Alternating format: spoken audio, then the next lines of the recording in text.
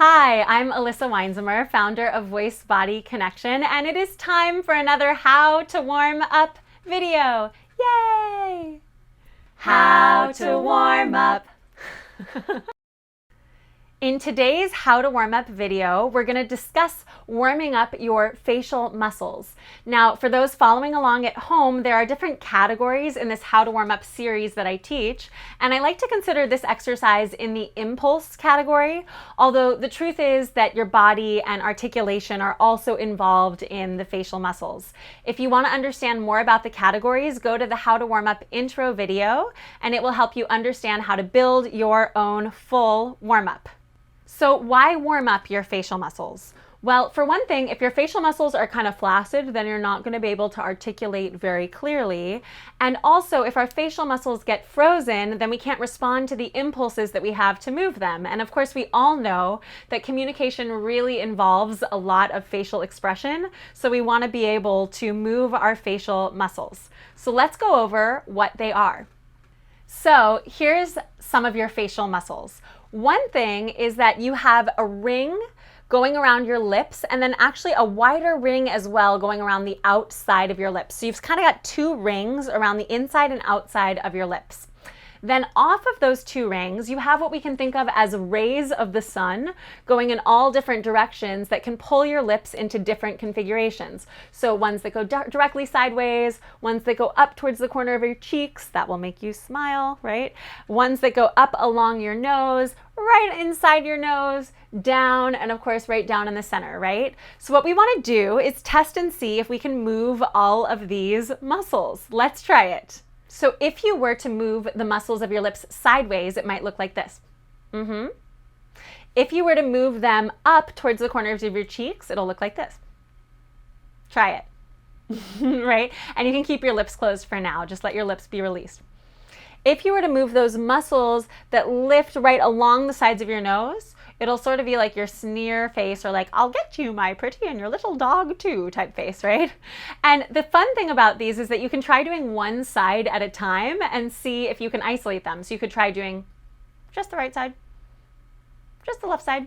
You can try moving things, and what you might find is that there are certain things that you actually just don't even have the neural pathway to know how to move. If that happens, two tricks for you. One trick is you can move it with your hands, just literally make the muscle go into the shape you want it to go into.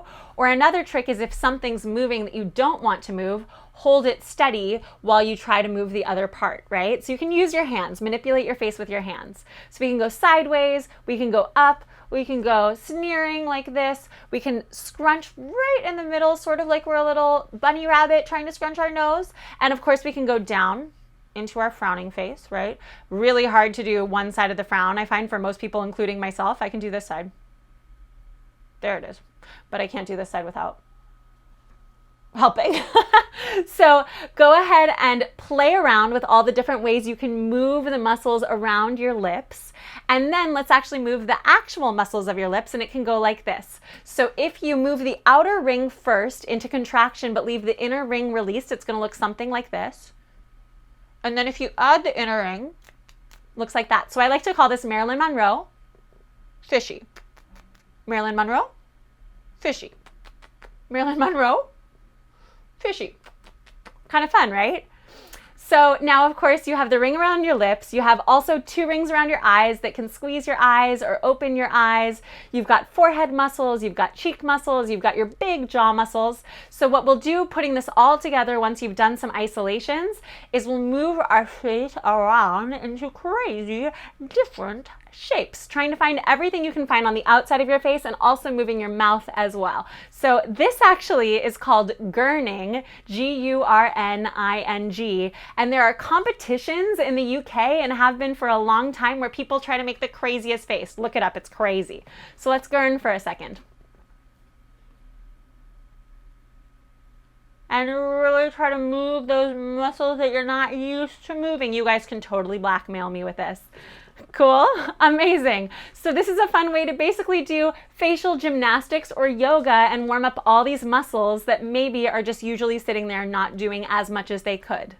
I'll add that these exercises are really useful to do in front of a mirror so that you can see what's moving, what's not moving, help yourself create new habits and break out of old ones. And also, I definitely want to give credit to my teacher, Dudley Knight, from whom I learned these exercises. This is his book, Speaking with Skill, and Knight Thompson's speech work continues even though Dudley is no longer with us. It's really amazing stuff. Check it out. I'm so grateful for everything I've learned from that body of work. Have fun with this. Practice it whenever you feel like you need help getting your impulses all the way into your facial expressions, and let me know how it goes. How to warm up.